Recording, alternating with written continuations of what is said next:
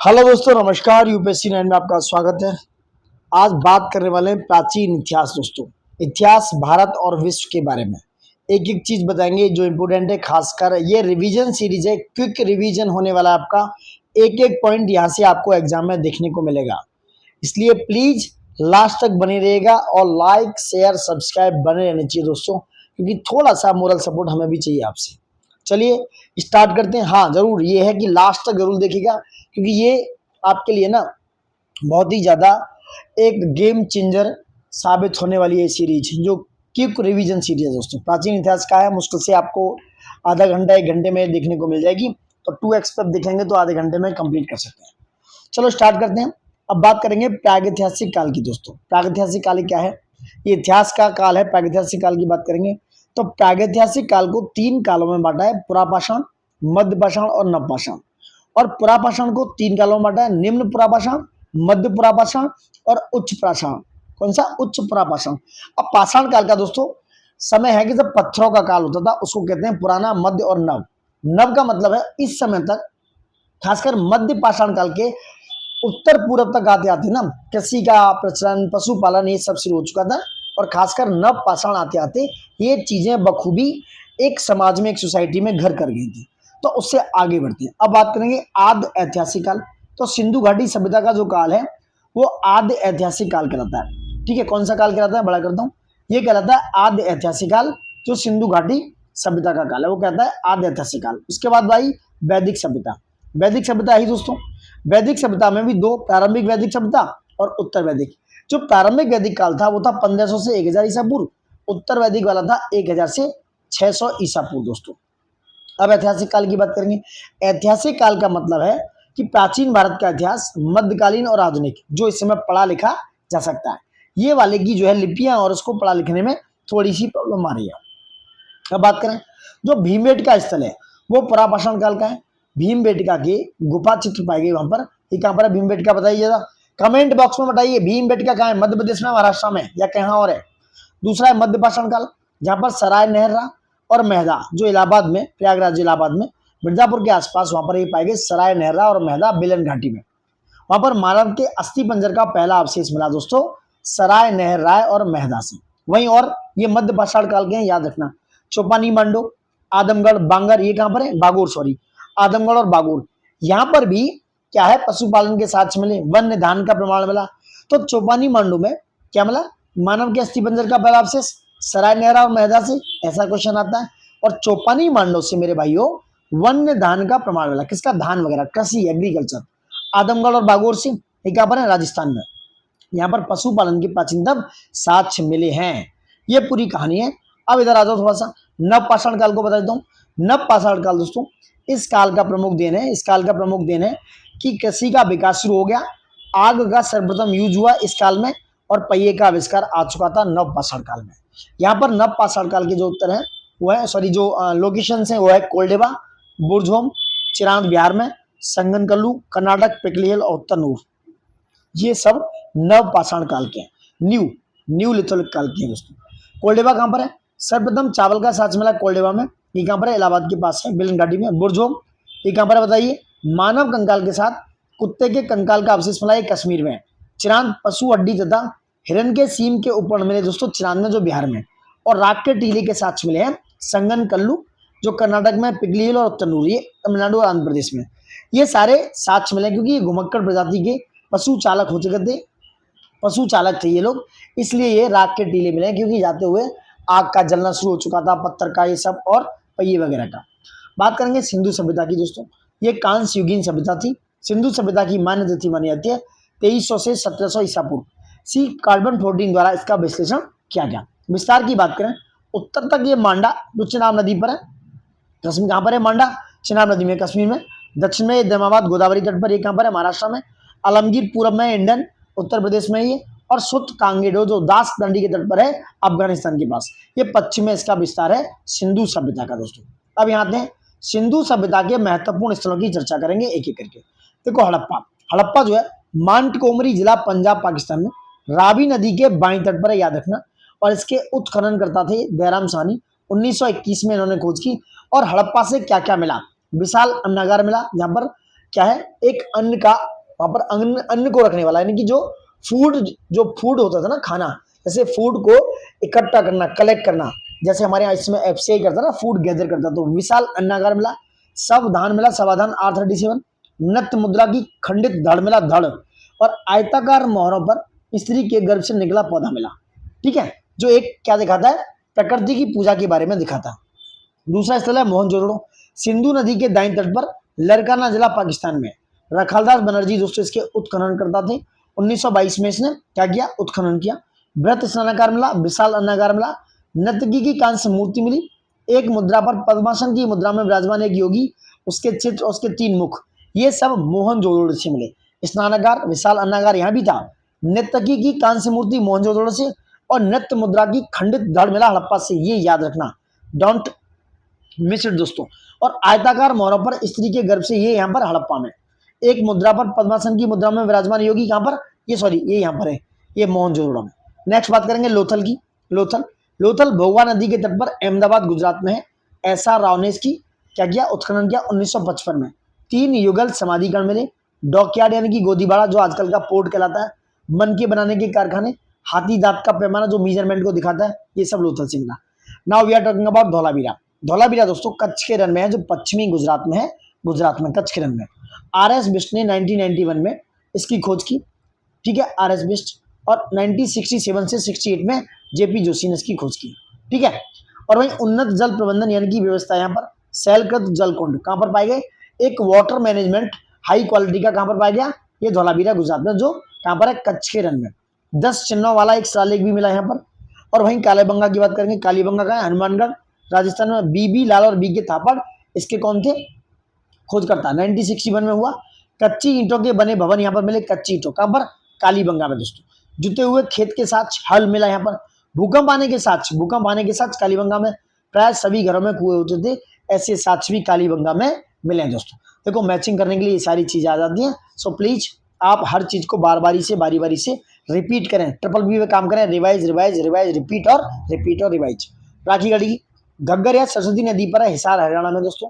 ठीक है, सबसे बड़ा स्थल है किसके, मोहनजोदड़ो और किसके, मेहरगढ़ की बात कहां पर है, घग्गर या सरस्वती नदी पर, हिसार हरियाणा में राखी गढ़ी। सूरज भान ने इसकी खोज की। भारत में स्थित सबसे बड़ा सैंधव यानी कि सैंधव स्थल है ये राखी गढ़ी। बनावली क्या है दोस्तों, बनावली फतेहाबाद हरियाणा में। RS बिष्ट ने इसकी खोज की। 73-74 का डैम, पक्की ईंटों के पक्की मिट्टी की बनी हल्की प्रतिकृति बनावली से मिली है। रोपड़ की बात करें, सतलज नदी तट पर पंजाब में, यज्ञदत्त शर्मा जो है इसके खोज करता थे, सतलज नदी पर रोपड़। 1953 से 56 तक मनुष्य के साथ पालतू कुत्ता दफना जाने के साक्ष्य मिले दोस्तों। ठीक है, अब बात करते हैं वेद की। वेद क्या है, कुल संख्या में 4 हैं वेद। वेदों की संख्या कितनी है, 4। इसके संकलनकर्ता कहते हैं कौन, महर्षि कृष्ण द्वैपायन वेद व्यास। सबसे प्राचीन वेद है ऋग्वेद, 10 मंडल है। ऋग्वेद के प्राचीनतम मंडल है 2 से 7 तक दोस्तों।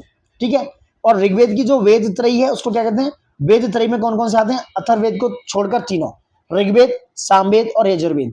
ठीक है, वैदिक आर्यों की भाषा संस्कृत थी। बोगाज कोई अभिलेख में उल्लिखित वैदिक देवता कौन कौन से थे, इंद्र, वरुण, मित्र और नासात थे। ठीक है, ऋग्वेदिक कालीन सबसे महत्वपूर्ण देवता इंद्र थे, क्योंकि 250 सूक्त मिले हैं उसके। और अग्नि में कौन थे देवता, ये 200 सूक्त के साथ अग्नि के देवता थे, 200 सूक्त मिले हैं ऋग्वेद में। 4 थे दोस्तों, मैंने बताया कौन कौन से, ऋग्वेद, अथर्ववेद, सामवेद और यजुर्वेद। नेक्स्ट बात करते हैं, नेक्स्ट बात करेंगे क्या है, नेक्स्ट ऋग्वेद के मंडल देखो, ऋग्वेद के मंडल बात करेंगे, ऋग्वेद के मंडल कलर चेंज करते हैं, ऋग्वेद के मंडल देखते हैं क्या है। देखो प्रथम जो मंडल है उसके रचयिता कौन है, इसके रचयिता है मधु, छंदा, मेघातिथि, गौतमा आदि। द्वितीय में कौन है, ग्रथ समद। तृतीय के विश्वामित्र, जिसमें गायत्री मंत्र का वर्णन है, याद रखना। चतुर्थ के वामदेव में कृषि से संबंधित मंत्र है। पंचम के अत्रि, षष्टम छठे वाले के भारद्वाज, सप्तम के वशिष्ठ। दशरथ युद्ध का वर्णन इसी सप्तम में है वशिष्ठ ऋषि के द्वारा।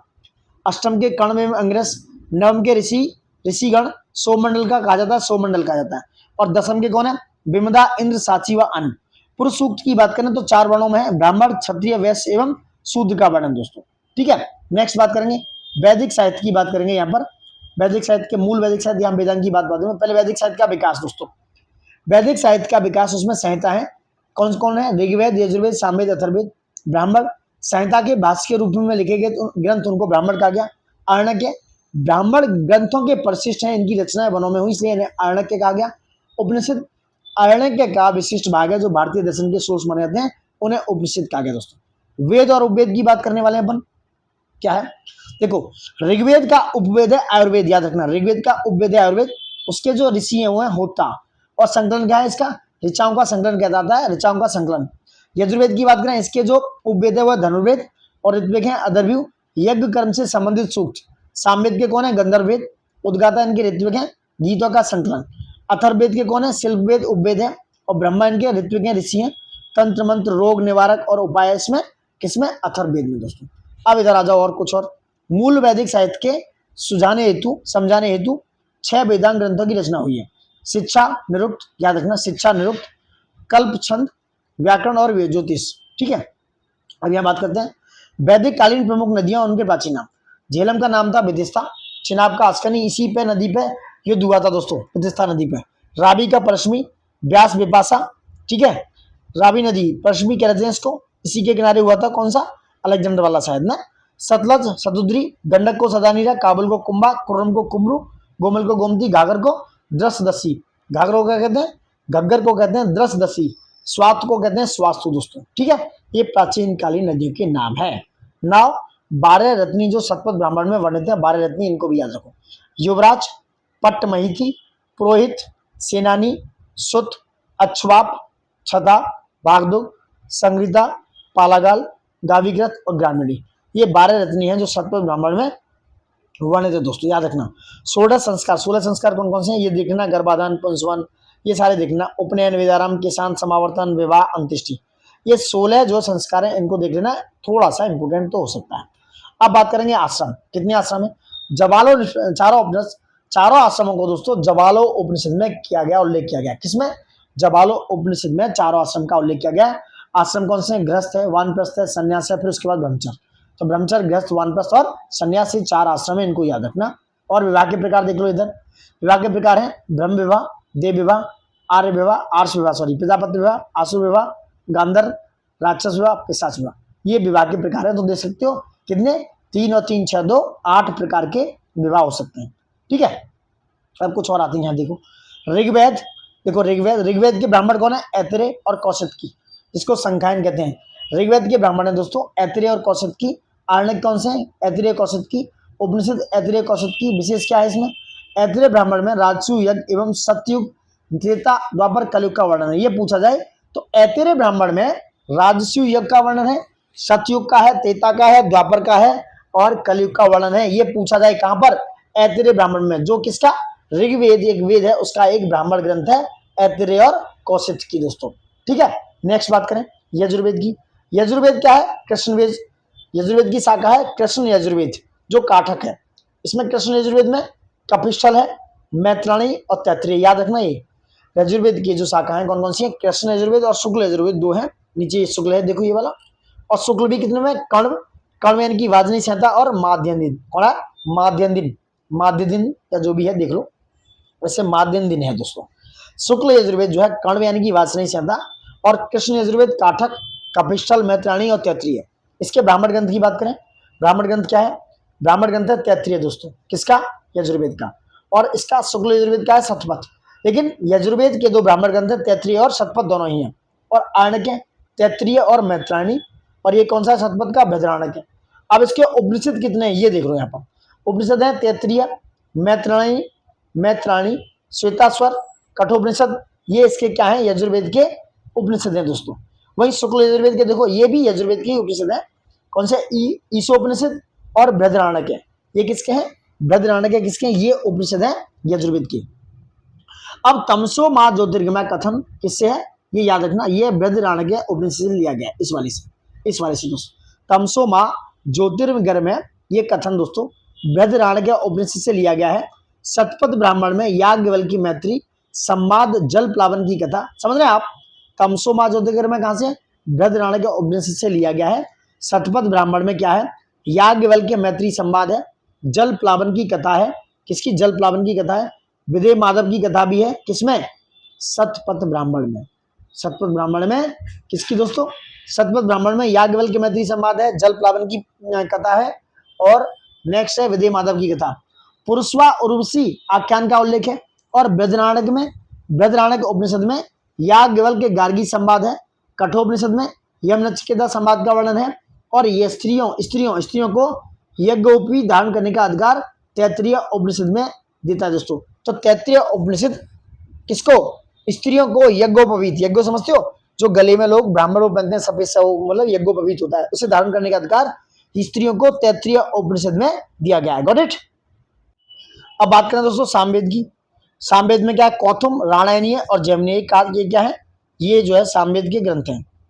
किसके, सामवेद के। एक मिनट, किसके, ये सामवेद की शाखा है दोस्तों। कौन कौन सी, एक मिनट, सामवेद की कौन कौन सी है, ये कौथुम, रामायणीय और जैमिनी, ठीक है। वहीं अथर्ववेद की शाखा कौन सी है, शौनक और पिप्पलाद। याद रखना, अथर्ववेद की शाखा है शौनक और पिप्पलाद, और सामवेद की है कौथुम, रामायणीय और जैमिनीय।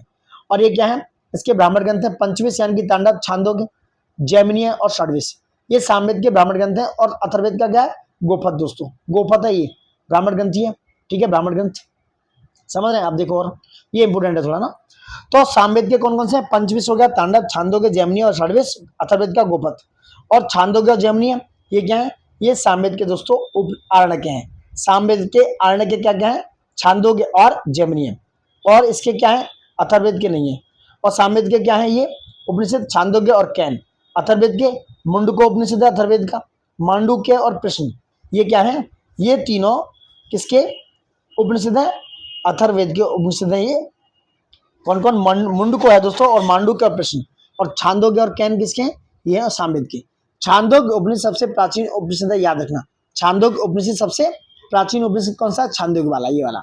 सर्वप्रथम इसी उपनिषद में कृष्ण का उल्लेख किया गया, किसमें, छांदोग्य उपनिषद में। इसमें सत्यकाम जाबाल कथा, किसमें, छांदोग्य उपनिषद में दोस्तों सत्यकाम जाबाल कथा, उद्दालक, इसकी उद्दालक आरण्यु व श्वेत केतु संवाद का उल्लेख है।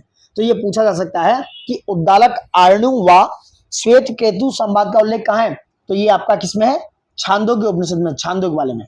ब्रह्मचर्य, गृहस्थ एवं वानप्रस्थ नामक 3 आश्रमों का उल्लेख इसी छांदोग्य उपनिषद में है। और जबाला उपनिषद में 4 हैं। तो ब्रह्मचर्य, गृहस्थ व वानप्रस्थ किसमें, तीनों आश्रम संन्यास को छोड़कर छांदोग्य उपनिषद में है दोस्तों। मुंडको उपनिषद जो अथर्ववेद का उपनिषद है दोस्तों, अथर्ववेद का, ये याद रखना, वहां से सत्यमेव जयते का उल्लेख है। और सबसे छोटा उपनिषद कौन सा है, मांडुक्य। मांडुक्य जो है सबसे छोटा उपनिषद है दोस्तों। अब आप बात करेंगे जैन धर्म की। जैन धर्म पे आ जाओ, इंपोर्टेंट है थोड़ा सा, ठीक है। क्या है जैन धर्म दोस्तों, जैन धर्म, ऋषभ वेद इनके प्रतीक हैं। जैन, ये जैन धर्म, जैन तीर्थंकर है, जैन तीर्थंकर और उनके प्रतीक चिन्ह है, ठीक है। ऋषभ देव के जो प्रतीक चिन्ह है वृषभ है, यानी कि बैल। अदितनाथ ऐसे ही करो, ऋषभ देव, ऋषभ मतलब ऋषि, और वृषभ और ऋषि सेम एक ही हो रहा है ना, एक ही लय में, एक ही तारत में आ रहे हैं। ऋषभ और वृषभ, यानी कि ऋषभ के वृषभ मतलब ये हो गए आपके बैल। अजीतनाथ, अजीत मतलब सबको जीत लेंगे, हाथी मतलब बड़े हैं सबसे। संभवनाथ, सब कुछ संभव है, तो वह कौन, अश्व, घोड़े। तो संभवनाथ का अश्व हो गया, यानी कि संभव, घोड़ा सब कुछ संभव कर देता है। अभिनंदन, सबका अभिनंदन करेगा, ये बंदर मतलब कलाकार होता है, तो अभिनंदन मतलब बंदर। सुमतिनाथ हो गए क्रौंच पक्षी, इसको बोलते हैं सारस भी बोलते हैं। तो सुमतिनाथ का हो गया क्रौंच पक्षी दोस्तों। वही बात करेंगे पद्म प्रभु मतलब कमल मतलब विष्णु जी मतलब लक्ष्मी जी। तो पद्म प्रभु ऐसे करके याद कर लो ना, मैं याद करा दूं यार। पद्म प्रभु कौन, कमल मतलब विष्णु जी मतलब लक्ष्मी मैया। तो पद्म प्रभु का हो गया कमल पे रहती है, तो कमल। सुपार्श्वनाथ मतलब पार्श्वनाथ है, स्वास्तिक चिन्ह लेके बैठे हैं, मतलब एकदम पूरा, ये ऐसे था ना स्वास्तिक चिन्ह, ऐसे करके कुछ ऐसा ना, ऐसे और ऐसे। गलत बनाया तो sorry for that, but I hope से ऐसे होता है। चलो, सुपार्श्वनाथ ये होते हैं स्वास्तिक चिन्ह। चंद्र प्रभु, चंद्रमा अर्धचंद्र है उनका।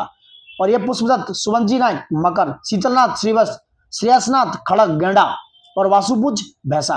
वासुपूज मतलब एकदम वासुपूज, और ये भैंसा है इनका, ठीक है। ये सारे इनके क्या है, वो है दोस्तों। नेक्स्ट बात करते हैं विमलनाथ, ये कितने 24 हैं। विमलनाथ के क्या है, वारा मतलब विमलनाथ वाह, और वारा मतलब वरा। अनंतनाथ इनका बाज। धर्मनाथ वज्रखंड, शांतिनाथ हिरण, कुमनाथ बकरा, अरनाथ मत्स्य यानी कि मछली। मलिनाथ याद रखना कलश, मलिनाथ मतलब कलश, ये स्त्री भी बताए जाते हैं मलिनाथ। मनुश्रवत कछुआ। नेमिनाथ नीला कमल मतलब नीला मतलब नेमिनाथ। और अष्टनेमी या नेमिनाथ शंख, ये नमीनाथ है, ये नेमिनाथ, थोड़ा अंतर है। नमीनाथ नीला कमल, अष्टनेमी या नेमिनाथ शंख। पासमनाथ सर्प मतलब सांप। महावीर स्वामी सिंह शेर, ठीक है। ये सारी चीजें हैं इनके बारे में। चलो अब बात करते हैं महावीर स्वामी का परिचय। Got it?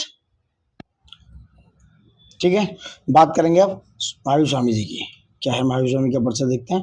देखो, इनका जन्म 599 ईसा पूर्व कहाँ हुआ? जन्म स्थान है कुंडग्राम वैशाली। पिता इनके सिद्धार्थ और गिरातक कुल के गिरातक कुल के प्रधान रही, और माता त्रिशला तथा विदेता यानी लिच्छवी के राजा चेतक की बहन थी दोस्तों। बचपन का नाम इनका वर्धमान था, और पत्नी इनकी यशोदा, ठीक है, कुंडिया गोत्र की कन्या थी, और पुत्री जो है अनोजिया अथवा प्रियदर्शना कहा गया, और दामाद जो और प्रथम शिष्य भी थे ये जमाली। ये महावीर स्वामी के घर परिवार के बारे में। ज्ञान प्राप्ति कहाँ हुआ? जम्बिक ग्राम के समीप रिजुपालका नदी के तट पर साल वृक्ष के नीचे। याद रखना, ये थोड़ा बड़ा कर देता हूँ, थोड़ा दिखे तो आपको दिख रहा होगा वैसा ही। प्रथम उपदेश क्या दिया ये पूछ सकते हैं। ये राजगृह में बराकर नदी तट पर, राजगृह कहाँ? राजगृह कहाँ बताइए जरा।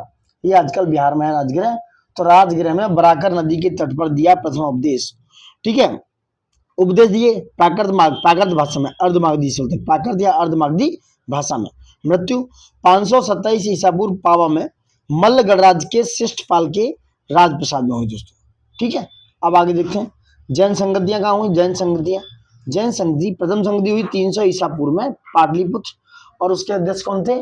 स्थूलभद्र, याद रखना। और द्वितीय 512 में उसके स्थल बल्लभी और देवर्दी गण यानी कि क्षमा श्रवण, ये याद रखना, देवर्दी गण क्षमा श्रवण इसके अध्यक्ष थे। पहली वाली के स्थूलभद्र और दूसरी वाली के थे देवर्दी गण। ये आ सकता है क्वेश्चन, ठीक है, समझे। अब बात करते हैं जैन धर्म के त्रिरत्न। कौन से त्रिरत्न है? सम्यक दर्शन, सम्यक ज्ञान, सम्यक आचरण। और जैन धर्म के 5 महाव्रत, अहिंसा, सत्य, ब्रह्मचर्य, अपर अस्ते। ठीक है, अस्ते हो गया यानी कि सत्य, अहिंसा, अस्ते, अपर ग्रह और ब्रह्मचर्य दोस्तों। ठीक है, नेक्स्ट जैन संप्रदाय देख लो। जैन संप्रदाय जो चौथी क्या नाम है संगति हुई ना कुंडलवन कश्मीर में, उसमें 2 विभागों में बट गया। श्वेतांबर स्थूलभद्र के शिष्य कहलाए और दिगंबर भद्रबाहु के शिष्य। श्वेतांबर सफेद कपड़े पहनते थे, दिगंबर नग्न रहते थे। और स्थूलभद्र के शिष्य कौन थे? ये पुजेरा डेरावासी या डोडिया ये स्थानकवासी। तो स्थानकवासी भी एक श्वेतांबर का ही सब पार्ट है, समझ रहे हैं। और दिगंबर ये 20पंथी, 13पंथी, तारणपंथी, गुबानपंथी और ये तोतापंथी, इस तरीके से ये कहलाए दोस्तों। जैन धर्म को विश्वास है किस किस में? ईश्वर की मान्यता, गॉड की मान्यता नहीं है वहां पर। आत्मा में विश्वास करते हैं, सोल में बिलीव है, पुनर्जन्म कर्म में विश्वास है, और वेदों की जो अपौरुषता है उसमें स्वीकार नहीं है, वेदों की अपौरुषता को नहीं मानते हैं। ठीक है, अब आते हैं गौतम बुद्ध पे। गौतम बुद्ध जो है प्रवर्तक है, इसके 563 ईसा पूर्व इनका जन्म हुआ। कहाँ पर जन्म स्थान? लुम्बिनी में। शुद्धोधन या कपिलवस्तु के शाक्यगण के प्रधान रहे। पिता कौन थे इनके? शुद्धोधन, कपिलवस्तु के शाक्यगण के प्रधान। माता है माया देवी या महाकाल, कौलिया वंश की। और बचपन का नाम सिद्धार्थ था। पालन किया इनका मौसी प्रजापति गौतमी द्वारा, जो प्रजापति मौसमी द्वारा इनका पालन किया गया। पत्नी यशोधरा शाक्य कुल की, पुत्र राहुल। ज्ञान प्राप्ति उरुवेला बोध गया में, निरंजा यानी कि निरंजना फाल्गुनी नदी के तट पर पीपल वृक्ष के नीचे इनको ज्ञान प्राप्त हुआ। समझ रहे हैं? उनको कहाँ प्राप्त हुआ था? रिजुपालका नदी की, समझ रहे आप। तो there is a little bit difference, तो ये कंफ्यूजन नहीं क्रिएट करना है आपको।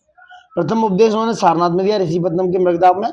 और बौद्ध संघ में प्रथम महिला जो ऐड हुई थी प्रजापति गौतम, जो इनकी मौसी भी थी और माँ की में एक तरीके से माँ भी थी, जिन्होंने पालन पोषण किया।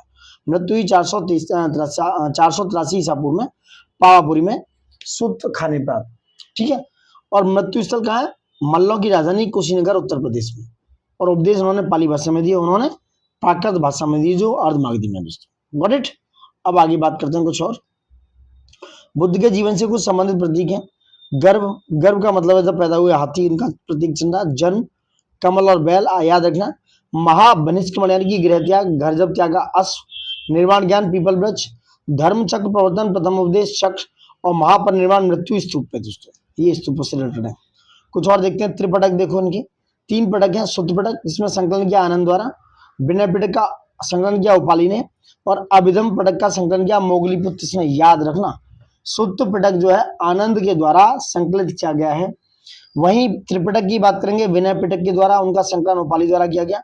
अभिधम पिटक की बात करेंगे, इनका संकलन मोगलीपुत्र तिस्य द्वारा किया गया त्रिपिटक का दोस्तों। ठीक है, अभिधम का मोगलीपुत्र। बौद्ध धर्म के त्रिरत्न बुद्ध, धम्म और संघ। 4 आर्य सत्य भी देख लो क्या क्या है। ये है दोस्तों दुख समुदाय, दुख निरोध, गामनी प्रतिपदा, ये 4 आर्य सत्य याद रखना। दुखों से मुक्ति का उपाय क्या? अष्टांगिक मार्ग। और वो अष्टांगिक मार्ग क्या, यानी कि 8 मार्ग हैं। कौन कौन से? सम्यक संकल्प होना चाहिए, सम्यक वॉक, सम्यक कर्मांत, सम्यक आजीव, सम्यक व्यायाम, सम्यक स्मृति, सम्यक समाधि और सम्यक दृष्टि। तो दीज आर 8 अष्टांगिक मार्ग जो आपको निर्वाण की प्राप्ति में उपयोग हो सकते हैं, महत्वपूर्ण हो सकते हैं। और बौद्ध संगतियां कहाँ हुई, इनकी बात करेंगे।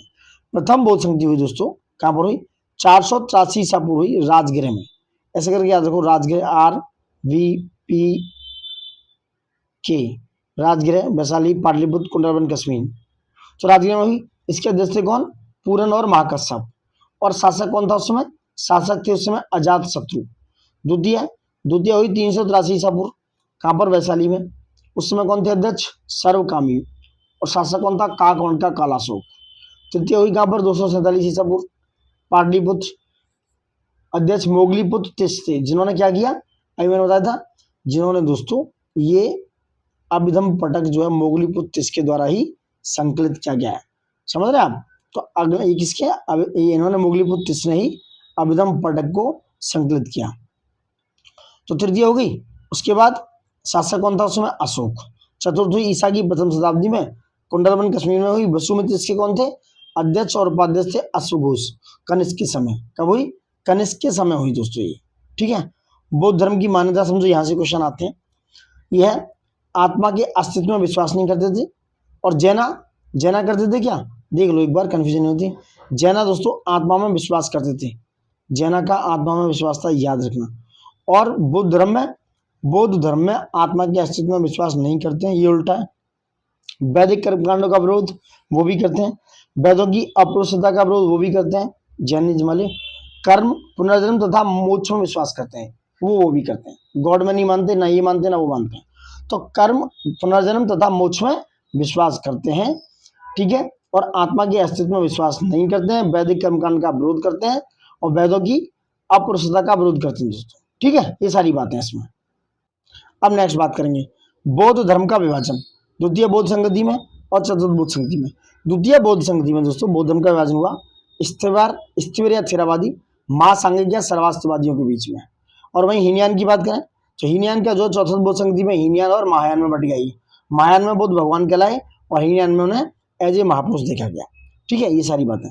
अब बात करेंगे महाजनपद की, यहाँ भी देख लेते हैं। 6ठी शताब्दी ईसा पूर्व आते जाते छोटे छोटे जनपद महाजनपदों में तब्दील हो गए। 16 महाजनपदों का उल्लेख है कहाँ पर? बौद्ध ग्रंथ के अगुंतर निकाय में और जैन ग्रंथ भगवती सूत्र में। अब 16 महाजनपद, अंग उसकी राजधानी थी चंपा, अस्मक उसकी राजधानी पैठन या पूटन, अवंती उत्तरी अवंती यानी कि नॉर्थ वाली की क्या थी? उसकी राजधानी थी उज्जैनी, और दक्षिणी अवंती की थी महिष्मती। ठीक है। गांधार, तत्सला या पुष्करावती। महिष्मती आपने देखा होगा कहाँ पर है, जो अब मूवी आई थी कौन सी? बाहुबली, उसमें ये महिष्मती ही साम्राज्य था उसमें। तो गांधार, तत्सला या पुष्करावती इसकी राजधानी थी। कंबोज की राजधानी थी हाटक या राजपुर दोस्तों, हाटक या राजपुर। मगध पे आ जाओ, मगध मगध मगध मगध का मगध मारेंगे। मगध की राजधानी थी गिरवेज या राजगृह। ठीक है, गिरवेज या राजगृह। मत्स्य की थी विराटनगर, वज्र की थी वैशाली, चेदी की थी सुक्तमती या सोतीवती, वकासी की वाराणसी थी, कौशल की श्रावस्ती थी, कुरु की इंद्रप्रस्थ, यहाँ पर बुद्ध ने सबसे ज्यादा उपदेश दिए। मल्लव की थी कुशीनारा पावा, यहाँ पर बुद्ध की जन्म निर्माण प्राप्त हुआ। अक्षेत्र मतलब यहाँ मृत्यु हो गई। अक्षेत्र की राजधानी थी यानी कि पांचाल की राजधानी थी अक्षेत्र, उत्तरी पांचाल की अक्षेत्र थी और दक्षिणी पांचाल की काम्पिल। सूर्सेन की राजधानी मथुरा थी। वत्स की राजधानी मेरे दोस्तों कौशाम्बी थी। बुद्धकालीन भारत के 10 महत्वपूर्ण गणराज्य रिपब्लिक, जो आजकल हम रिपब्लिक बोलते हैं, वो वैशाली के लिच्छवी थे उस समय, मिथिला के विधे, कुशीनारा के मल, पावा के मल, रामग्राम के कौलिया, कपिलवस्तु के साग, पिपलवन के मोरिया, अलकप के बुली, किसपुत के कालाम और सुमारगिरी के भग। ये याद रखना। मगध वंशावली देख लो, मगध की वंशावली देखते हैं। देखो सबसे पहले यहाँ पर हर्यक वंश ने शासन किया 544 से 412। बिंदुसार इसी वंश का था। 544 से 412 ईस्वी तक हर्यक वंश था। उसके बाद आता है 412 से 344 शिशुनाग वंश। फिर आता है शिशुनाग वंश के बाद नंद वंश 344 से 322। फिर आते हैं मौर्य 322 से 184। फिर आते हैं सुंग, फिर आता है कर्ण, इस तरीके से। उसके बाद आए गुप्ताज। तो हर्यक, शिशुनाग, नंद, समझ रहे आप? मौर्य, सुंग, कर्ण, नंद। कर्ण के बाद कौन? मौर्य, नहीं मौर्य नहीं, गुप्ता। ठीक है, इस तरीके से शासन चला गुप्ता। तो ये सीधे याद रखना। मौर्य एवं मौर्योत्तर काल की बात करेंगे यहाँ पर। मौर्य वंश का संस्थापक था चंद्रगुप्त मौर्य। वैसे श्रीगुप्त इनके संस्थापक थे, लेकिन बाद में रियल संस्थापक चंद्रगुप्त मौर्य को माना जाता है। अंतिम शासक था बृहदत्त। मौर्य शासक में कौन था? चंद्रगुप्त मौर्य पहला शासक। वैसे श्रीगुप्त ने इसकी स्थापना की थी। ये मौर्यों की नहीं है, सॉरी गाइस, ये मौर्यों की स्थापना चंद्रगुप्त मौर्य ने की थी विष्णुगुप्त चाणक्य के साथ। वो मैं गुप्ता पे पहुंच गया, सॉरी फॉर दैट। तो चंद्रगुप्त मौर्य है, उन्होंने मौर्य या मौर्योत्तर काल की स्थापना की। उसके बाद बिंदुसार उनका बेटा, फिर उसके बाद उनका बेटा अशोक, फिर दशरथ उनका बेटा, फिर संप्रति, शालिशोक, देववर्मन, ठीक है, राघवन, भरत, ये मौर्य शासक हुए। चंद्रगुप्त मौर्य की बात करें, अंतिम दिनों में जैन बिच्छू बन गए, भद्रबाहु का शिष्य बन गया था, उन्होंने भद्रबाहु की शिष्यता ग्रहण की। भद्रबाहु के साथ वो श्रवण बेलगोला चला गया, ठीक है। श्रवण बेलगोला में उसने 298 ईसा पूर्व में संलेखना एक विधि होती है जैन धर्म में, उसके द्वारा शरीर त्याग दिया चंद्रगुप्त मौर्य ने। This a great man, great शासक। नेक्स्ट बात करेंगे, यहाँ पे आ जाओ। सिकंदर के साम्राज्य में उसके पूरी भाग के शासक सेल्यूकस और चंद्रगुप्त मौर्य की सेना के बीच 305 ईसा पूर्व युद्ध हुआ। सेल्यूकस ने मैगस्थनीज को चंद्रगुप्त मौर्य के दरबार में भेजा था। किसके? चंद्रगुप्त मौर्य के दरबार में किसको भेजा था? सेल्यूकस ने मैगस्थनीज, जो इंडिका लिखे इसने। मैगस्थनीज ने इंडिका नामक ग्रंथ लिखा, जो मूल स्वरूप उपलब्ध नहीं है। हालांकि मैगस्थनीज के अनुसार मौर्य साम्राज्य की राजधानी क्या थी? पोलिप्रोथा थी, ठीक है। सोना निकालने वाली क्या है? सोना निकालने वाली, उनका भी सोना निकालने वाली जो है ब्रिटियों का भी उनमें उल्लेख है। उनको कहते हैं दास प्रथा बिल्कुल नहीं थी, दास प्रथा है। लोक कला का अभाव था भारत में, जो भारी मात्रा में अकाल पड़ता था, भारी मात्रा में अकाल की बात हो रही है। मौर्य सम्राट का नाम सैंड्रोकोटस है, यानी कि जो चंद्रगुप्त मौर्य है उसकी बात कर रहा है। मैगस्थनीज के अनुसार भारत के 7 प्रकार की जनजातियां थी, जातियां। कौन कौन? दार्शनिक, फिलोसफर थे, कृषक थे, पशुपालक थे, कारीगर, योद्धा, निरीक्षक, सभासद। ये इंडिका के अनुसार 7 प्रकार की जातियां थी। चंद्रगुप्त मौर्य की राजधानी, सॉरी, प्रधानमंत्री तथा प्रधान पुरोहित कौटिल्य, यानी कि विष्णुगुप्त या चाणक्य भी इनका नाम मिलता है। कौटिल्य ने राजशासन के ऊपर प्रसिद्ध ग्रंथ अर्थशास्त्र की रचना की है। अर्थशास्त्र में राज्य के शासन हेतु सप्तांग सिद्धांत का जिक्र है। जैसे राजा शीश के समान है, अमात्य राजा की आंखें होती हैं, अमात्य। जनपद राज्य की जंगाएं होती हैं, दुर्ग राज्य की भुजाएं होती हैं, कोष राज्य का मुख होता है, राजत्व दंड जो है राज्य का मस्तिष्क होता है, और मित्र राज्य का कान होता है, ठीक है। और राजा क्या है? शीश के समान, ये मैंने बताया। ये सारी सब सिद्धांत याद रखना। बिंदुसार ने सीरिया के शासक एंटियोकस से 3 वस्तुओं, कौन कौन सी? मीठी मदिरा, ये बिंदुसार की बात हो रही है, और सूखी अंजीर, एक दार्शनिक की मांग की थी। अब बिंदुसार कौन था ये भी समझ लो। तो बिंदुसार दोस्तों किसका? चंद्रगुप्त मौर्य का बेटा था बिंदुसार, और बिंदुसार का बेटा था अशोक। समझ गया? अब बात करते हैं अशोका की, इज वेरी इंपोर्टेंट। 273 से 232 के बीच में, 273 से 232 के बीच में अशोका की बात करेंगे। ये बिंदुसार ने सीरिया के शासक एंटियोकस से 3 वस्तु मंगाई, मीठी मदिरा, सूखी अंजीर, एक दार्शनिक की मांग। उसके बाद अशोक की बात करेंगे। उनकी माता का नाम था सुभद्रांगी, और बिंदुसार उनका पिता था, जिसकी मैं ऊपर बात कर रहा हूँ। प्रचलित नाम है देवानाम पी है। 269 ईस्वी में राज्यारोहण किया गया 4 वर्ष बाद। अभिलेख की भाषा थी इसकी प्राकृतिक। अभिलेख की लिपियां ब्राह्मी, खरोष्टी, आरमाइक और यूनानी। अशोक नाम का उल्लेख है मास्की, गुजरा, नेत्तुर और उदयगोलम। ये सारे अभिलेख में अशोक नाम का अभिलेख है। अशोक के अभिलेखों का विभाजन शिलालेख, स्तंभलेख और गुहालेख 3 तरह से करते हैं। शिलालेख दीर्घ शिलालेख है, कुल संख्या 14 है, 10 स्थानों से प्राप्त हुए हैं। लघु शिलालेख है। स्तंभलेख है लौरिया नंदनगढ़, लौरिया अरराज और लौरिया नंदनगढ़, रामपुरवा, ठीक है, दिल्ली टोपरा में, जो महरौली में, दिल्ली मेरठ वाला, प्रयाग में और संकिसा में, ठीक है। ये क्या है? ये स्तंभलेख है जो इसने लिखवाए थे। अब दीर्घ शिलालेख लिखो जिनके विषय में चर्चा की गई है अशोक के। थोड़ा बड़ा करते हैं। 14 दीर्घ शिलालेख है, यहाँ से क्वेश्चन बन सकता है, इंपोर्टेंट है। पहले शिलालेख में दोस्तों जीव हत्या का निषेध, यानी कि भैया आप किसी जीव को नहीं मारोगे, जो आजकल इतने सारे मारे जा रहे हैं। दूसरा है चोल, पांड्य, सातिपुत, केरलपुत, ताम्रपणी, यवन राजा एंटियोक और उसके पड़ोसी राज्यों के भी मनुष्य व पशुओं की चिकित्सा का उल्लेख किया है। समझ रहे हैं? सारे राज्यों के जो आसपास थे। तीसरा था युक्त, रज्जुक व प्रादेशिक नामक 3 नए अधिकारियों की नियुक्ति हुई। युक्त कौन था? युक्तक था, रज्जुक और प्रादेशिक। किसमें? तीसरे अभिलेख में, दीर्घ शिलालेख में। चौथे में बैरीघोष धम्मघोष में बदल गया। 5वें में राज्याभिषेक के 13वें वर्ष धम्म महामात्राओं की नियुक्ति हुई। छठा, पत्रवेदकों की प्रजा का हाल बताने का आदेश दिया गया। सभी संप्रदाय के लोग, 6ठे में है पत्रवेदकों की प्रजा का हाल बताने का आदेश। 7वें में सभी संप्रदाय के लोग सब जगह निवास करें। 8वां। अशोक द्वारा धम्म यात्राओं का प्रारंभ 9वां। धम्म मंगल सर्वश्रेष्ठ घोषित हो गया 10वां। धम्म नीति की शिक्षा पर बल 11वां। धम्म दान का उल्लेख 12वां। धार्मिक सहिष्णुता पर बल 13वां। कलिंग विजय 261 ईसा पूर्व का वर्णन 5 यवन राजाओं का उल्लेख चोल पांड्य सत्यपुत्र केरलपुत्र ताम्रपर्णी का उल्लेख है दोस्तों, याद रखना 5 यवन राजा चोल पांड्य सत्यपुत्र केरलपुत्र ताम्रपुत्र और उल्लेखित 13वें शिलालेख में। और 14 में क्या सभी लेखों हेतु उपसंहार स्वरूप है। और दान का 11 में धार्मिक सहिष्णुता पर बल 12 में। और कलिंग विजय 13 में, याद रखना 13 में कितनी चीजें याद रखना, कलिंग विजय 261 ईसा पूर्व 13 में है और 5 यवन राजाओं का उल्लेख भी वहां मिलता है, देख लेना एक बार और। 14 दीर्घ शिलालेख जो प्राप्ति स्थल है उनकी बात करेंगे, उनकी अवस्थिति, जैसे गिरनार है।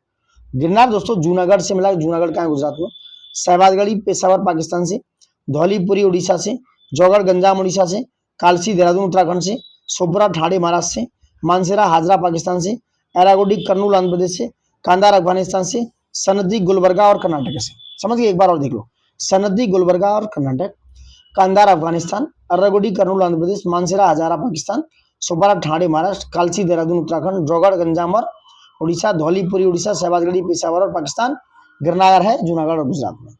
13वें शिलालेख के वर्णित 5 यवन राजा, उनकी चर्चा करते हैं। मिस्र का राजा था टॉलमी फिलाडेल्फ द्वितीय तुर्मे उस समय। एपिरस अलेक्जेंडर अलेक्जेंडर था एपिरस का राजा। साइरिन मगस मेगस या मग का राजा। मैसिडोनिया एंटीगोनस या गोनाटक एंटीगन बोलते हैं मैसिडोनिया। सीरिया का कौन था, एंटीओकस द्वितीय अंत्योक द्वितीय। और मैसिडोनिया का था एंटीओकस गोनागस अंतिकित। और साइरिन मगस मेगर का एपिरस अलेक्जेंडर अलेक्जेंडर कहलाता है।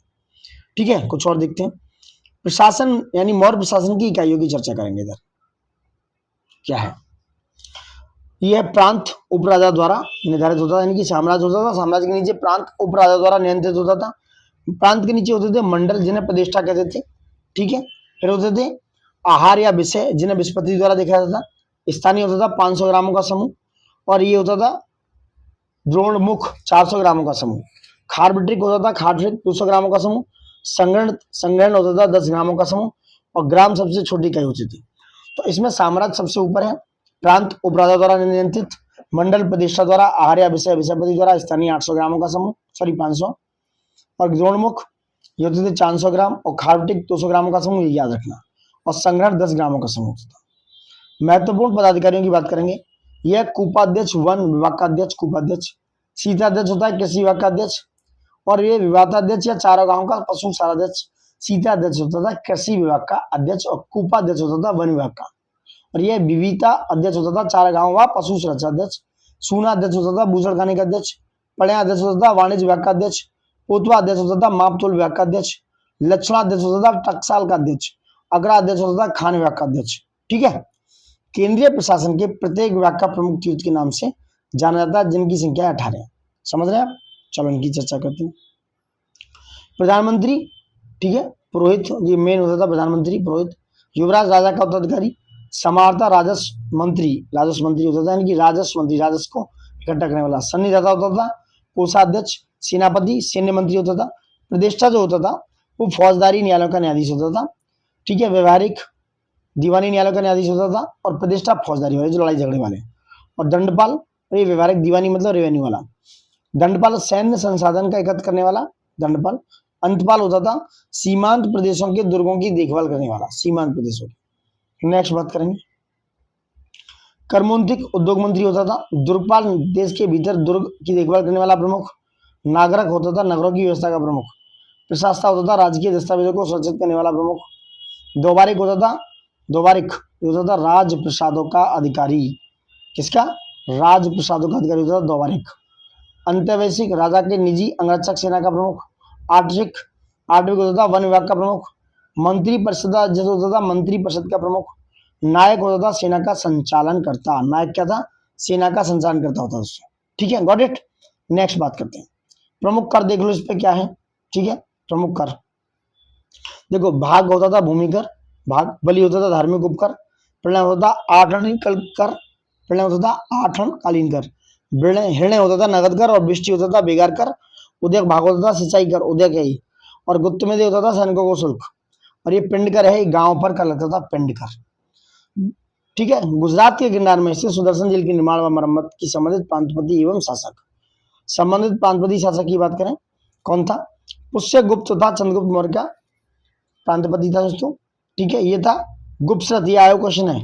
गुप्तरथ था अशोक का प्रांतपति, और रुद्रदामन का कौन था? सुविशाख था, और स्कंदगुप्त का था चंद्रकालित, याद रखना। संगम युग की बात करेंगे। संगम युग में तमिल क्षेत्र में 3 राज्य चोल, चेर, पांड्यों का शासन है। पांड्य राजाओं के शासन में 3 संगम का आयोजन किया गया। प्रथम संगम हुई मदुरै में, जिसके अध्यक्ष थे अगस्त्य ऋषि, याद रखना। वर्तमान में एक भी ग्रंथ उपलब्ध नहीं है इस संगम का दोस्तों। द्वितीय संगम की बात करें, कपाटपुरम में हुई। इसके भी कौन थे अध्यक्ष? अगस्त्य ऋषि तथा तोलकापियर थे। एकमात्र ग्रंथ तोलकापियम उपलब्ध है यहाँ पर, जो तोलकापियर के द्वारा लिखा गया है, जो तमिल का व्याकरण ग्रंथ है दोस्तों। वहीं तृतीय की बात करें, मदुरै, जिसके अध्यक्ष से नक्रियर। कई ग्रंथ उपलब्ध है यहाँ पर, समझ गए। प्रशासनिक विभाग देखो यहाँ पर संगम में क्या होता था ना। यह मंडलम, समझ नहीं आ रहा होगा आपको ना, कम आ रहा है। मंडलम है दोस्तों। ठीक है, मंडलम के बाद इसको बोलते हैं कोट्टम अथवा वलनाडु। उसके बाद होता है नाडु। कुर्रम होती है ग्राम संघ, और होता है उसका ग्राम सभा, सबसे छोटी इकाई। तो मंडलम, मंडलम के नीचे आया कोट्टम अथवा वलनाडु, वलनाडु के नीचे नाडु, फिर आया कुर्रम, फिर आया ग्राम सभा। अब महत्वपूर्ण ग्रंथ वाला लेखक देख लो, मैं बता रहा हूँ, बोलते हो सुन लो आप। ये सलप्पाधिकारम इलांगो एडिकल द्वारा, मणिमेगलम ये शीतले सतनाथ द्वारा, जीवक चिंतामणि तिरुवल्लुवर द्वारा, तोलकाप्पियम तोलकाप्पियर द्वारा, और यह कुरुल कुरुल यह तिरुवल्लुवर द्वारा, यह तोलकाप्पियम तोलकाप्पियर द्वारा। समझ गए सारी चीजें। इधर आ जाओ। गुप्त वंश की बात करेंगे दोस्तों। गुप्त वंश क्या है?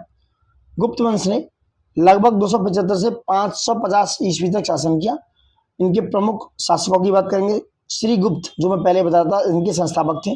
उसके बाद घटोत्कच आए, चंद्रगुप्त प्रथम आए, उसके बाद उनकी पत्नी थी कुमार देवी, समुद्रगुप्त प्रथम, उनकी पत्नी थी दत्ता देवी, कांच अथवा रामगुप्त आए, चंद्रगुप्त द्वितीय आए, जिनकी ध्रुवा देवी अथवा कुदेर नागा पत्नी थी, बहुत इंपॉर्टेंट है, चंद्रगुप्त द्वितीय, जिनके 9 रत्न रहते थे।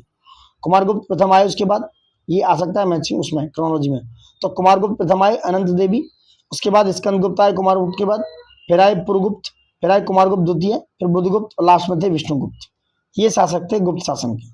चंद्रगुप्त प्रथम देखो 319 से 335 इन्होंने गुप्त संवत चलाया। चंद्रगुप्त प्रथम ने चलाया, याद रखना, 319 ईसा पूर्व में। सोने के सिक्के जारी करने वाला प्रथम गुप्त शासक था चंद्रगुप्त प्रथम दोस्तों। समुद्रगुप्त की बात कर लो।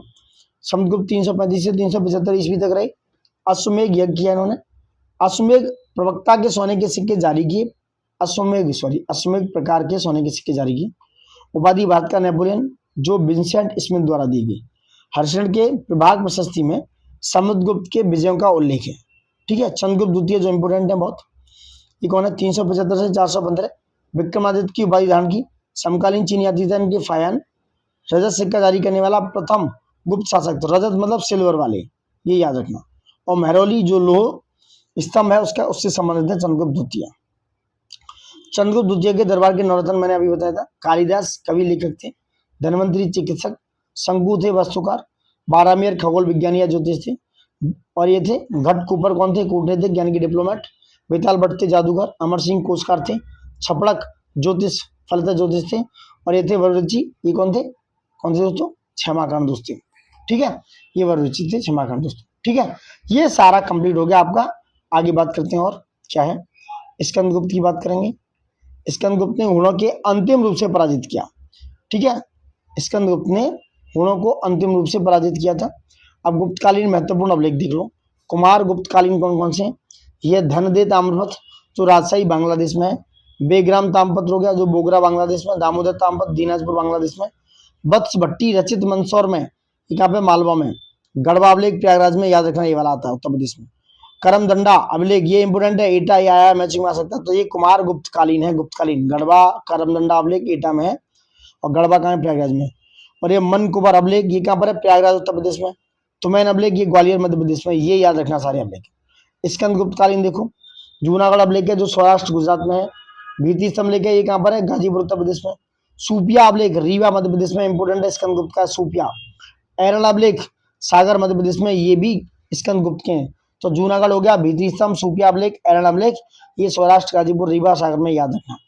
प्रशासन की इकाई दोस्तों, भुक्ति या भोंग होती थी प्रांत, फिर भुक्ति के बाद विषय जिला, फिर बीथी नगर होता था, ग्राम पंचायत गांव। और जो भुक्तिया भोंग को देखता था उसको बोलते थे उपरेक्या भूपति, विषय को विषयपति और बीथी वाले को बीथी मित्र और ग्राम वाले को ग्रामिक कहा जाता था। क्रय विक्रय की गई, तांबे का सिक्का होता था मापक और स्वर्ण का सिक्का होता था दिनार, चांदी के सिक्के को कहते थे रूपक गुप्त काल में। कालिदास की रचनाएं देख लो, इंपोर्टेंट है। रघुवंश एक महाकाव्य है जो कालिदास ने लिखा है। ऋतुसार खंड काव्य है। मेघदूत भी खंड काव्य है। अभिज्ञान शाकुंतलम नाटक है।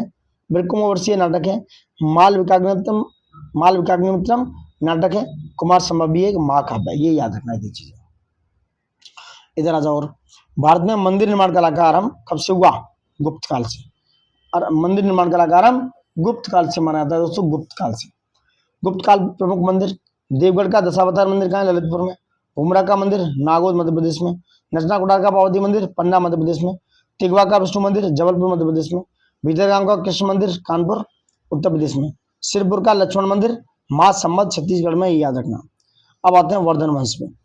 वर्धन वंश पुष्यभूति इसका संस्थापक था। प्रमुख शासक पुष्यभूति, नरवर्धन, राजवर्धन प्रथम था, आदित्यवर्धन, प्रभाकर वर्धन, राजवर्धन द्वितीय और हर्षवर्धन इस पुष्यभूति वंश के वर्धन वंश के पुष्यभूति इसके संस्थापक थे, ये शासक थे। हर्षवर्धन का शासनकाल देखते हैं। 606 से 647 ईसा पूर्व शासनकाल था हर्षवर्धन का। इसके पिता थे प्रभाकर वर्धन, माता थी यशोमती। उपनाम था इसका शिलादित्य, याद रखना, हर्षवर्धन का पूछ सकते हैं। उपाधि थी शकलोत्तर या पथनाथ। रचनाएं हर्षवर्धन की थी प्रियदर्श का रत्नावली और नागानंद, याद रखना, प्रियदर्श का रत्नावली और नागानंद। राजनीति कन्नौज या महोदयश्री, पहले थानेश्वर सिंह। ऐहोल अभिलेख के अनुसार हर्ष और पुलकेशन द्वितीय के मध्य लड़े गए युद्ध में पुलकेशन द्वितीय विजय रहा। तो ऐहोल अभिलेख में पता है क्या है? हर्ष और पुलकेशन द्वितीय के बारे में है, उनके युद्ध लड़ाई गया बीच में और पुलकेशन द्वितीय इसमें विजय रहा। चीन यात्री हंसोंग, इसका काल है 629 से 645। सीयुगी में इसका नामक ग्रंथ इसका है, इसमें यात्रा का वर्णन है। हर्ष की राजधानी कन्नौज में आगमन किया 636 ईस्वी में हर्ष के द्वारा। अब चालुक्यों की बात करेंगे। दक्कन में वाकाटकों के पश्चात बादामी या वातापी के चालुक्य सत्ता में आए। किसके? वाकाटकों के पश्चात दोस्तों। बादामी के चालुक्य की बात करें और वेंगी के चालुक्य। बादामी के चालुक्य थे, इसमें संस्थापक थे जयसिंह। ठीक है, कौन थे? जयसिंह। वास्तविक संस्थापक था पुलकेशन प्रथम। ठीक है, और जो वेंगी के चालुक्य थे उनके संस्थापक थे विष्णुवर्धन प्रथम। और कल्याणी के चालुक्य इनके संस्थापक थे तेल द्वितीय। कौन? तेल द्वितीय दोस्तों। ठीक है, अब इस तरह जाओ पल्लव वंश में। क्या है पल्लव वंश? इनके संस्थापक थे सिंह वर्मा। कुछ इतिहासकार ने बप्पदेव को भी मानते हैं दोस्तों। राजधानी पल्लवों की थी कांची। अंतिम शासक था अपराजित वर्मन। कौन? अपराजित वर्मन। प्रमुख पल्लव शासकों का काम देखो। सिंह विष्णु। सिंह विष्णु दोस्तों, सिंह विष्णु की बात करेंगे इधर। क्या है सिंह विष्णु? इन्होंने संस्थापक हैं पल्लव वंश के, इतना याद रखना। कुरारता अधिनियम के लेखक 12वीं दरबार में थे। किसके? सिंह विष्णु के। ठीक है, सिंह विष्णु के दरबार में कौन थे? कुरारता अधिनियम के लेखक 12वीं दरबार में कवि थे इनके सिंह विष्णु के। महेंद्र वर्मन प्रथम, इन्होंने एकाश मंदिर निर्माण की शुरुआत की, मतलब पत्थर एक ही पत्थर से काटकर एकाश में ऐसा कुछ था। संस्कृत नाटक मत्त विलास प्रश्न की रचना की महेंद्र वर्मन प्रथम ने, याद रखना। एकाश मंदिर निर्माण की शुरुआत किसने की? महेंद्र वर्मन प्रथम ने। और संस्कृत नाटक मत्त विलास प्रश्न की रचना की महेंद्र वर्मन प्रथम ने। नरसिंह वर्मन प्रथम 642 ईस्वी में चालुक्यों की राजधानी बादामी पर अधिकार कर लिया।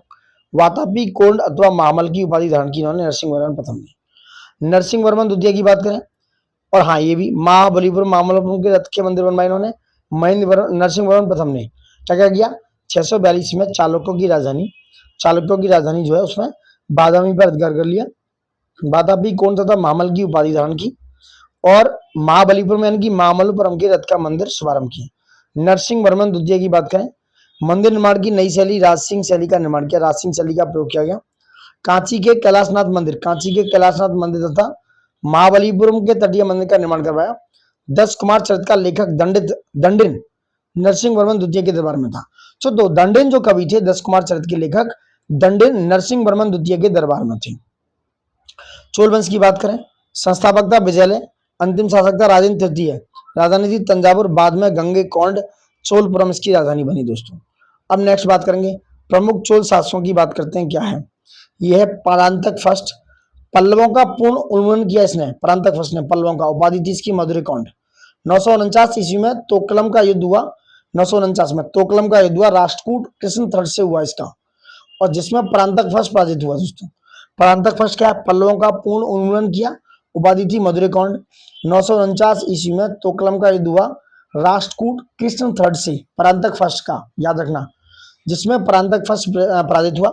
राजराज फर्स्ट की बात करेंगे, तंजावुर में बृहदीश्वर या राजराजेश्वर मंदिर बनवाया। तो तंजावुर में जो बृहदीश्वर मंदिर है या राजराजेश्वर मंदिर है, ये बनवाया राजराज फर्स्ट ने। राजेंद्र फर्स्ट ने दोस्तों गंगा जल लाने हेतु पाल शासक महिपाल तथा पूर्वी गंग शासकों को पराजित कर गंगे कौंड की उपाधि धारण की। किसने? राजेंद्र फर्स्ट ने। तो ये चोल शासकों की बात कर रहा हूँ। परांतक फर्स्ट पल्लवों का पूर्ण उन्मूलन किया, उपाधि की मधुरै कौंड, क्योंकि मधुरै उनकी राजधानी थी। 949 में तोकलम का युद्ध लड़ा, राष्ट्रकूट शासक था कृष्ण थर्ड उसके साथ, राष्ट्रकूट शासक कृष्ण थर्ड के साथ में, जिसमें परांतक फर्स्ट पराजित हुआ। और राजराज फर्स्ट तंजावुर में बृहदीश्वर में राजराजेश्वर मंदिर बनवाया। राजेंद्र फर्स्ट गंगा जल लाने हेतु पाल शासक महिपाल तथा पूर्वी गंग शासक को पराजित कर गंगे कौंड की उपाधि धारण की और गंगे कौंड चौलपुर में बृहदीश्वर मंदिर का निर्माण कराया। कुलोत्तुंग सेकंड की बात करेंगे, यह चिदम्बरम नटराज मंदिर से गोविंदराज की मूर्ति को उठाकर हटवाकर समुद्र में फेंक दिया। तो कुलोत्तुंग सेकंड ने चिदम्बरम नटराज मंदिर से गोविंदराज की मूर्ति को हटवाकर समुद्र में फेंकने वाला कुलोत्तुंग सेकंड है। चोल प्रशासन की व्यवस्था, ग्राम प्रशासन की स्वायत्तता थी। यहाँ पर गांव की गतिविधियों में देखरेख हेतु समितियों की स्थापना से वॉरियम कहा जाता है। ठीक है, अब प्रमुख समितियां देख लो। प्रमुख समितियां तोट वॉरियम थी, से उद्यान, तोट मतलब उद्यान। एरी वॉरियम तालाब समिति थी। उदासीन वॉरियम थी विदेशियों की देखरेख हेतु। और पोन वॉरियम थी स्वर्ण समिति दोस्तों, स्वर्ण समिति। और एरी वॉरियम थी तालाब समिति, तोट वॉरियम थी उद्यान समिति। प्रमुख समितियां थी उदासीन वॉरियम थी विदेशियों की देखरेख हेतु और पोन वॉरियम थी स्वर्ण समिति। ये सारी समितियां थी दोस्तों इससे रिलेटेड। अब आगे बात करते हैं। ठीक है, अब देखो आगे क्या, यहाँ तक कंप्लीट हो चुका है। ये एंशियंट जितना भी था आपका कंप्लीट हो गया। और ये बहुत ही महत्वपूर्ण क्वेश्चन यहाँ से आने वाले हैं, एग्जाम में देखने को मिलेंगे जरूर। सो प्लीज लास्ट तक देखना जरूरी है और आपको देखना चाहिए। आई होप सो, मुझे लगता है थोड़ा सा प्यार दिखाएं। Thank you for watching it and जय हिंद दोस्तों and good luck, all the best.